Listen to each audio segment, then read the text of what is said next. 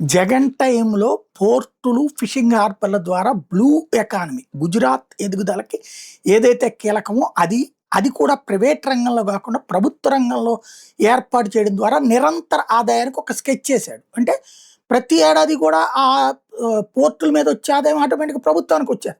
ప్రభుత్వం ఈ పన్నులేసి జనాలను ఏడిపించుకు తినకుండా లేకపోతే ఇది దోచుకోకుండా ఒక చక్కటి ప్లాన్ చేశాడు. దాన్ని కాస్త నాశనం చేశాడు. ఇప్పుడు చివరికి ఆ ఫిషింగ్ హార్బర్లు అప్పట్లో ప్రారంభించిన వాటిని మోడీనే శంకుస్థాపన చేసిన దాన్ని కూడా ఇప్పుడు తీసుకెళ్లి జువల్ దిన్న దాన్ని ప్రైవేట్ వాళ్ళకి ఇచ్చేస్తున్నారంటూ పీపీపీ కిందకి ఇచ్చేస్తున్నారు అన్నటువంటి వార్తని తెలియజేసింది. పీపీపీ అనాలో ప్రైవేట్ అనాలో అర్థం కావట్లేదు.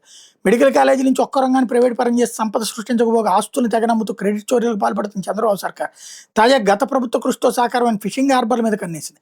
మన రాష్ట్రానికి చెందిన మత్స్యకారులు వేట కోసం వలస వెళ్లి అవస్థలు పడకూడదని మాజీ సీఎం వైఎస్ జగన్మోహన్ రెడ్డి ప్రభుత్వం అభివృద్ధి చేసిన ఫిషింగ్ హార్బర్ను చంద్రబాబు సర్కార్ ప్రైవేట్ సంస్థలు కట్టబెడుతుంది. 2024 ఆగస్టులో ప్రధాని మోడీ ప్రారంభించిన నెల్లూరు జిల్లా జువ్వలదన ఫిషింగ్ హార్బర్ని కూటమి సర్కార్ ఎంతవరకు అందుబాటులోకి తేకుండా మత్స్యకారుల ఆశలు నీరుగార్చింది. తాజాగా దీన్ని నౌకా నిర్మాణ కేంద్రంగా మారుస్తూ ముంబైకి చెందిన సాగర్ డిఫెన్స్ ఇంజనీరింగ్ లిమిటెడ్కి 29 ఎకరాలు కేటాయించింది. ఇందులో 7.58 ఎకరాలు వాటర్ ఫ్రంట్ ల్యాండ్, 22 ఎకరాల హార్బర్ ల్యాండ్కి నిర్దేశించారు. మత్స్యకారుల నోట్లో మట్టి కొట్టి ఈ ప్రాజెక్టు ముఖ్యమంత్రి చంద్రబాబు వ్యూహాత్మక తన తనయుడు లోకేష్తో శంకుస్థాపన చేయించడం గమనార్హం. ముంబైకి చెందిన సాగర్ డిఫెన్స్ జువల్దిన్నులో autonomous maritime shipyard unit system సెంటర్ను అభివృద్ధి చేయబోతుంది. ముఖ్యంగా ఆర్టిఫిషియల్ ఇంటెలిజెన్స్ సహాయంతో నడిచే మానవరహిత ఉపరితల వాహనాలు, నీటి అడుగును తిరిగే వాహనాలను అభివృద్ధి చేయబోతున్నారు. ఇందుకోసం తొలి దశలో కేవలం 45 కోట్ల పెట్టుబడి పెట్టబోతున్నారు. ఈ ప్రాజెక్టు మొదట 29 ఎకరాలు కేటాయిస్తూ మొత్తం 150 ఎకరాలు అప్పగించనుంటూ శుక్రవారం అమరావతిలో జరిగిన కలెక్టర్ల సమావేశంలో అధికారులు చెప్పారు.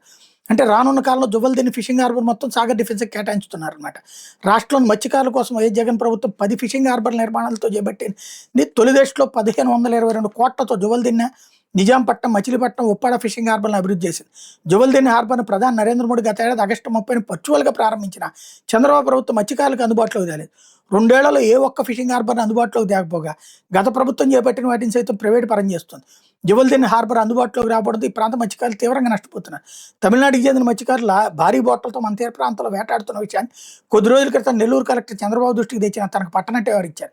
ఇప్పుడు జువల్దిన్నె ఫిషింగ్ హార్బర్ స్థానంలో షిప్ యార్డ్కి శంకుస్థాపన ద్వారా మత్స్యకారుల ఆశలను శాశ్వతంగా నీరుగార్చారన్నటువంటి వార్తను సాక్షి హైలైట్ చేసింది.